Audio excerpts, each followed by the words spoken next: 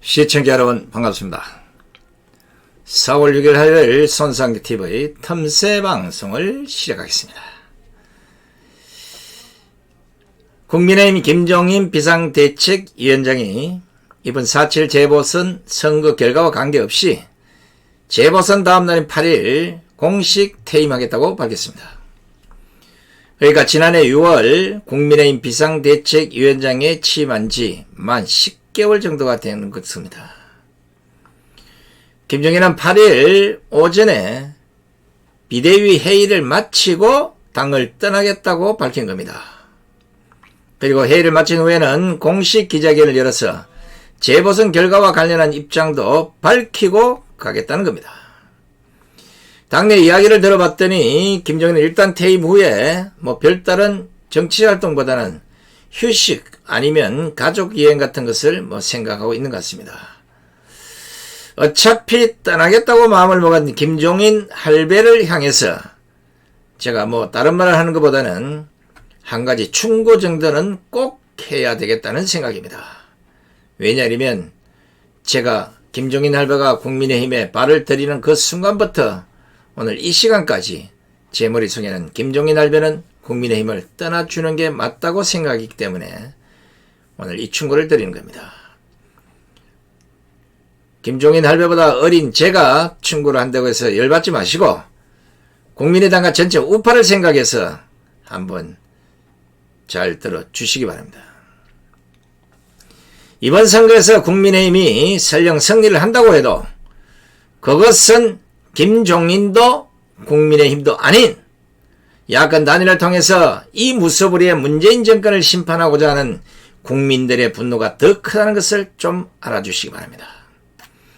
아시다시피 김종인은 지난 10개월 동안 국민의힘을 좌클릭시켰고 당의 정체성을 망가뜨렸으며 태극기를 든 국민들을 거꾸로 몰아붙였습니다. 그리고 우파를 지지하는 국민들보다는 5.18 강조에 내려가서 무릎을 꿇는 행동들을 하면서 많은 우파들에게 실망감을 안겨주었습니다. 그래서 착각을 안 했으면 좋겠다는 겁니다.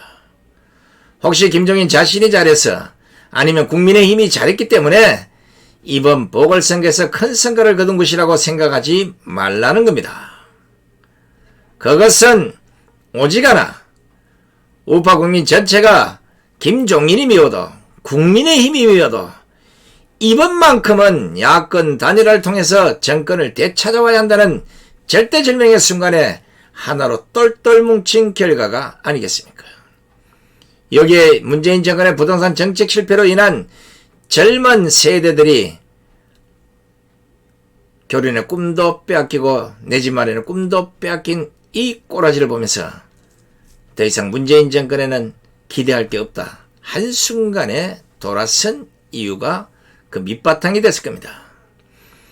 특히 이 정권의 무소불위와 독재 항거하고 싸웠던 우파 시민들을 탄압하고 코로나를 앞세워 우파 집회를 탄압한 것들을 본 상당수의 국민들이 이들과 뜻을 함께하면서 나타난 결과라는 것, 이거 반드시 알고 집에 가시기 바랍니다. 따라서 제발 바라건대 퇴임을 하면 이제는 정치에서 손을 떼시기 바랍니다. 손자를 보거나 아니면 나를 잘못 읽고 가고 있는 문재인 투쟁의 일선에 서주시기를 촉구합니다.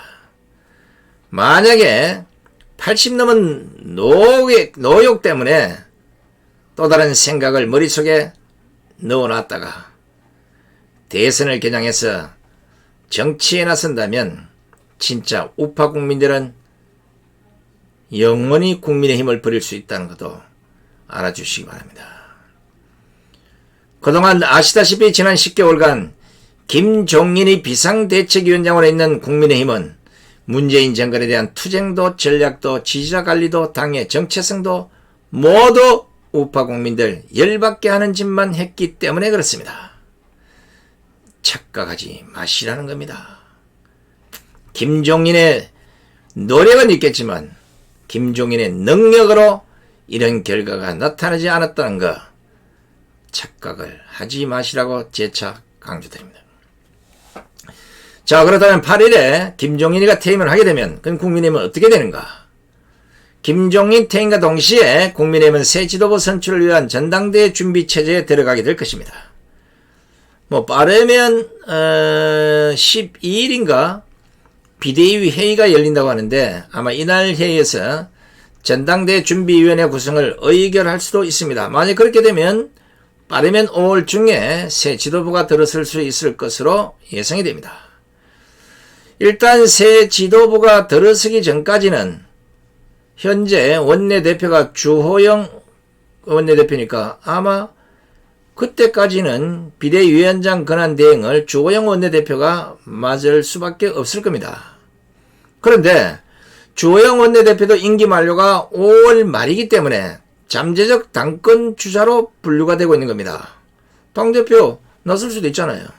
이건 뭐 비대위 회의에서 알아서 할 것이고, 김종인 퇴임 후에 과연 국민의힘은 어떤 지도부 체제를 갖출 것인가? 단일 지도 체제가 될지 아니면 집단 지도 체제가 될지 요거는 아마 당내에서 좀 회의를 거쳐야 될 겁니다. 그래서 8일 의원총회를 열 예정이라고 하는데 여기서 의원들의 의견을 수렴하면 결과가 나올 수 있습니다. 잘 아시다시피 단일 지도 체제는 지금처럼 당대표가 사실상 정권을 갖는 체제이고, 집단 지도 체제는 대표와 최고위원들이 협의하는 이런 체제를 말합니다. 현재 이것도 당내 의견이 좀 갈리긴 합니다만은, 왜냐하면 안철수가 또 안철수 대표가 있는 국민의당이 있기 때문에 그렇습니다. 그런데 문제는 이것이 서로 당권을 차지하려고 당내 분쟁이 발생하면 국민의힘은 끝장납니다. 민심이 돌아선다는 거 아셔야 됩니다. 이번에 이렇다고 해서 민심이 영원히 따라갈 것이다?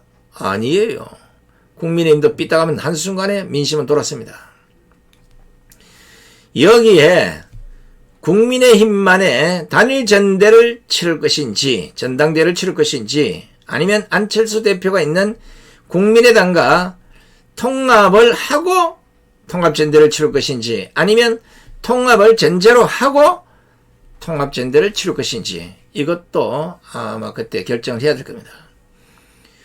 일단 서울시장 야권 후보 단일화 과정에서 국민의당 안철수 대표가 어찌됐건 간에 선거 이후에는 국민의힘과 합당하겠다고 공언한 바 있는 데다가 국민의힘이 갔다 붙다 여기에 대해서는 크게 뭐 아니다 이렇게 얘기한 적 없기 때문에 합당이 될 가능성이 매우 높습니다. 그리고 이런 전제하에 이번 선거에서 안철수 대표가 누구보다 열심히 선거운동을 했기 때문에 그 공헌도도 있다는 겁니다. 이 밖에도 8일 의총에선 현행 원내대표 정책회의장 러닝메이트 선출 방식을 단일 지도체나 집단 지도체에 따라서 변경해야 될 가능성이 있기 때문에 이 방안도 논의될 것으로 지금 예상이 됩니다. 자, 그런데 마지막으로 제가 국민의힘에 부탁을 하나 드리겠습니다. 국민의힘이 내년 대선에서 승리를 하려면 당의 정체성부터 좀 찾으시기 바랍니다. 국민의힘은 무서워리 일당 독주의 180석의 민주당과 범여권이 망가지는 그 꼬라지를 잘 보시라는 겁니다. 권력은 무한하지 않습니다. 그나마 우파 국민들이 똘똘 뭉쳤을 때 민심을 바로 보시라는 겁니다. 지금 폭발하는 문재인 정권에 대한 분노, 민주당에 있는 분노는 영원히 가지 않습니다.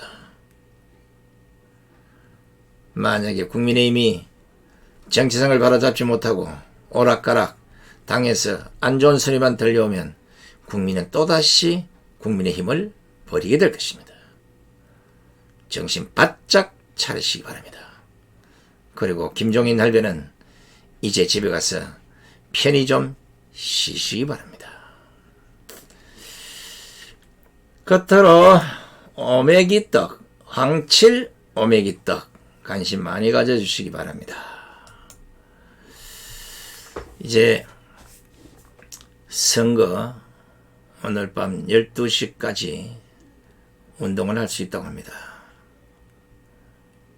제발 이번만큼은 대한민국에서 황당한 일, 고통스러운 일, 짜증스러운 일 이런 것들이 싹 사라질 수 있는 그 첫 돌다리를 놓는 이런 선거가 돼서 더 이상 주사파 정권이 대한민국에 살아남지 못하도록 국민의 회초리를 보여주시기 바랍니다. 끝까지 함께해 주신 시청자 여러분 대단히 고맙습니다. 안녕히 계십시오.